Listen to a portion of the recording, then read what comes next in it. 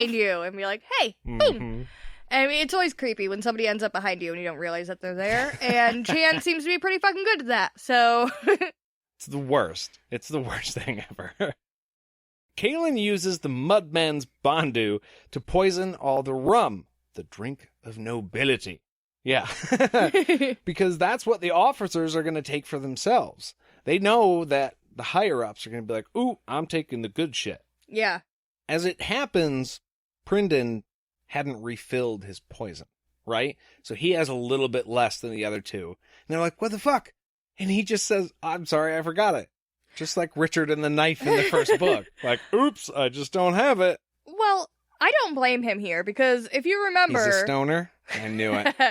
Well, if you remember, Kahlan was like, we're leaving right fucking now, you better catch up to me. And Chan was like, we need a whole night to prepare. And she was like, nah, we're going. It was because of Pryndon. He's like, look, my cousin, it's going to take him a little longer. Yeah, he needs some time to gather his shit, okay?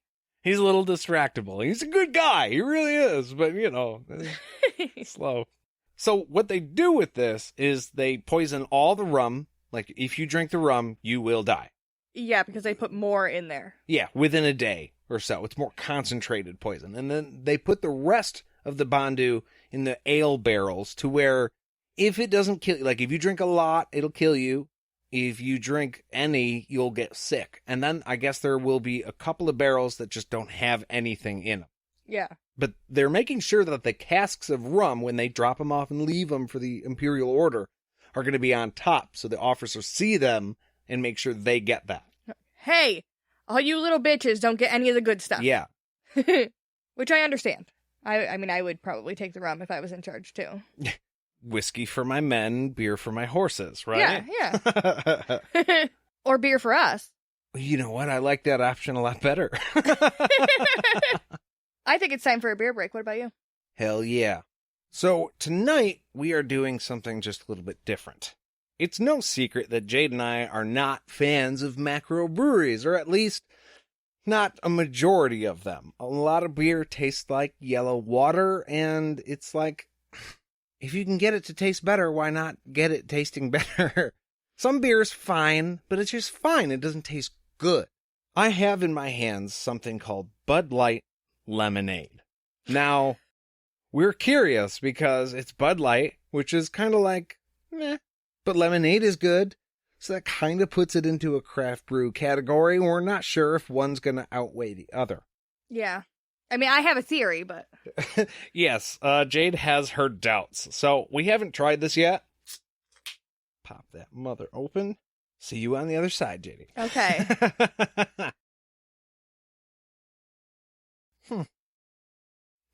Go ahead, try it. I don't know what I want to. You didn't say anything good or bad. You just made a noise. She also took a second sip. I know what that sigh was. It was a sigh of disappointment because it's not bad. It's not bad. It reminds me of, I think maybe like... Lemonade? I think like the lemonade you get at a baseball game. Like... Watered down? Yeah. Yeah, and I'll give you that. It definitely is not as sweet as regular lemonade, but I mean, the fine people at Budweiser got me on this one, because I'll drink this. They're trying, okay? Now, we do know that they also had another beer. It was like Blue Dog. It was a blueberry beer, and they didn't put their facility's name on it because they didn't want it to be associated with them. But they were sneaky. Right. Through a couple of different things, we figured out, like, it had a twist top on it instead of the pry top. And a lot of macro breweries use the twist top because they're more expensive, but they can afford it. Yeah. And normally a craft beer will have its name plastered all over the side of it, so you know where to get more of it, and this had none of that. And so we did a little bit of digging, and we found out it was actually made by Budweiser too, and very, very good. But now it's gone, and I don't know where to find it. It was like a really good blueberry beer. Yeah. And it was like a higher percentage. Like you could drink like two of those and get pretty fucked up. I think it was like 8-9%. And they were cheap. Yeah. Oh, yeah. It was like Bud Light prices, which was great. Yeah, because it's macro brewery. Because they could afford to do that. I think that was one of the other things. We were like, it's so cheap that it can't be. Yeah, well. But yeah, so I gotta say, this Bud Light lemonade's not bad. You probably won't catch me buying it in bulk. But, I mean, I wouldn't mind having this on the river either. Yeah. Well, now summer's done and you probably won't find it. So yeah. enjoy it. We do have another 4 of them to go, so I think I'm going to get a refill, and we'll be back right after this.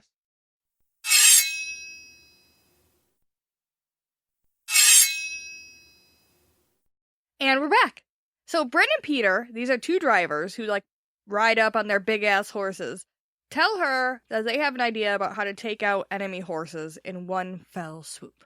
They hooked a chain between Pip and Daisy, those are their big ass horses I was talking about just a second ago, and they're going to gallop the horses down the picket line and break all the horses' legs. At once. Yeah. That's so fucked up. You're making horses hurt horses. Yeah, no, it is awful, but I remembered the other episode where you were like, I kind of left that out of the notes because I didn't want to talk about all the horses breaking their legs. And then they leaned way in on this one. Yeah. Not they, Terry. That's a bad habit, and I need to stop doing that. But yeah, this is pretty awful. And Kahlan's like, dude, that's never going to work. And they're all bummed out. Like, damn it. Well, we thought it was a good idea. And she's like, you're going to need a lot more horses, and you're going to need to practice and get it right before you do it. And they're like, fuck yeah! They were so giddy this entire scene. Like, we're going to fuck them up, dude. It's going to be awesome. Well, and if they can do it, it's pretty impressive because, like she said, there's going to be a lot of obstacles. Like, driving 2 horses through a camp like that with a chain between them doesn't seem very feasible. Be really hard. Yeah. Also, I just feel like the screams of the horses being hurt. I know you have war horses, right? And war horses are supposed to ignore that shit, but these are draft horses who probably don't deal with that shit a lot. And they're going into battle, and they're going to have to deal with screaming horses that are dying because of them. I would freak out if I was a horse. I'm assuming that these draft horses are also war horses because they are army horses. Yeah, you're probably right. They are drivers for the military, so I'm thinking that these horses can handle that. But you're right. Normal, just workhorses wouldn't be trained for shit like that. They know how to pull, and pull well. Yeah, it's not like Nick, who's like, I'm doing whatever you're saying I'm doing, and fuck the fire on both sides. But then, Sinric, a sentry, he rides into the camp and tells Kahlan that a carriage with wealthy merchants is nearby. The driver's name is, drum roll please, Ahern. I'm bad at drum roll. I'm sorry. An interesting sounding drum. Oh, and the wealthy merchant's name is Reuben Ribnick. It's Ed! That's our people. Kahlan wants to ask them some questions just because they're in the area.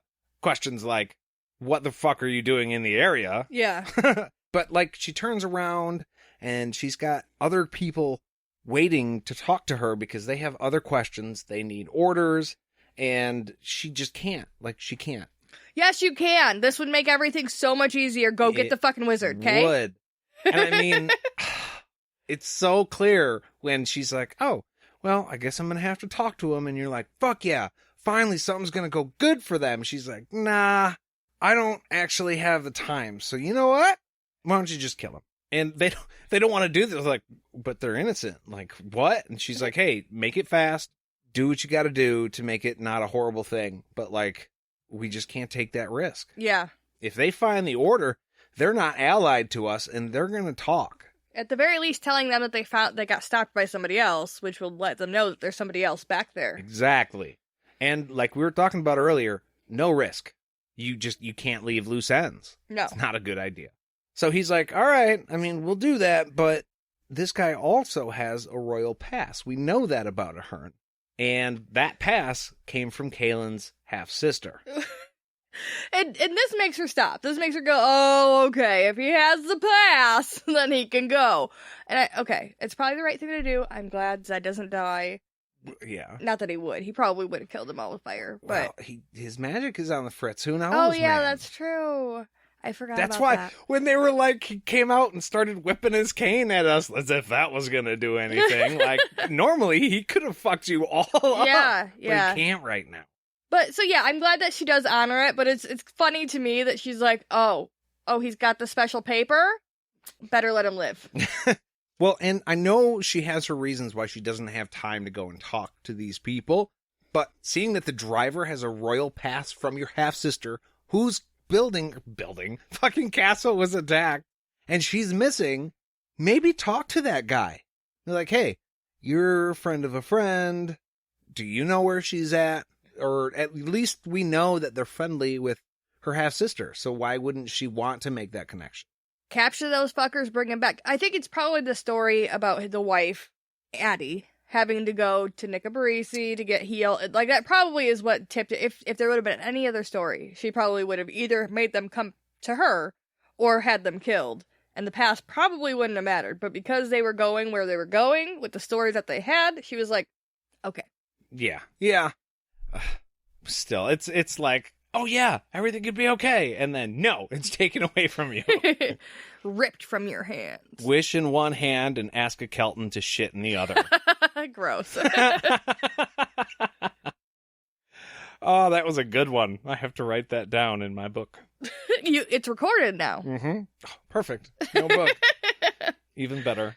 So after Senric runs back off to go tell Ahern he's free to go, Kahlan is asked what they're going to do with the paint.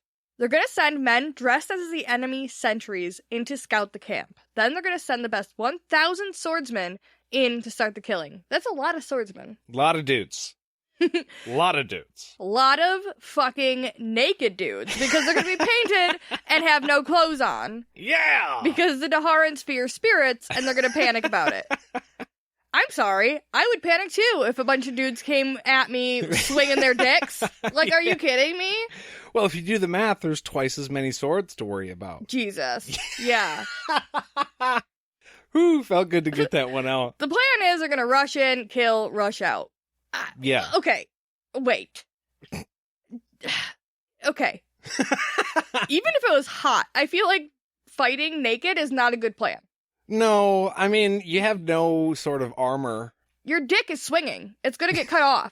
Yeah, and trust me, that would terrify a lot of these guys. Just being exposed like that. Literally being at your most vulnerable and then carrying out a military attack on guys who may be unprepared, but they might have armor on. I don't know. They're mobile and not planning on an attack, but I'm sure a lot of them just hang out and like, I'm going to eat and sleep and then wake up and kill people tomorrow. Yeah. So I'm just going to sleep in my shit. But either way, it's not a battle. They are just killing people. So the thought is that they won't need to be defending themselves. You're going to get slippery with blood and sweat and shit. You need clothes to absorb that. That is also why she's sending in the A-team. I'm just saying. Also, it's cold. I don't give a shit how tough you are. Being naked in the cold and trying to fight is not going to be easy. Well, you know, he addresses that. They're going to be embarrassed. Yeah, maybe. She says, yeah, but people will be trying to kill you, so. Maybe the swinging dicks won't be such a big deal then, because they're all inside of them. They're tucked up safe. Yeah. Yeah, I love that. But I do think Captain Ryan was talking about being embarrassed because they're going to get erections, because they're all so horny that seeing a naked woman, even before they might die, is going to get them hard. That's right. And that's because Kahlan tells them that she is going too. He's nervous about that. Like Jade said, he's not quite sure. Like, but they're young men, and I mean, you just can't do that. And you have to imagine one of his buddies, like another teenager, elbowing him and being like, dude, shut the fuck up. Titties, man. Don't wreck this for me, okay? And to calm his nerves, she tells him the legend of the Shahari. So while the Haro was being formed, all the little factions that make up the country were coming together, and there were these Shahari people, and they fought back fiercely. These people did not fuck around. The Shahari liked killing the Daharans so much that they actually came to battle naked and aroused. Dicks out, ready to go. Yeah, no, it is uncomfortable.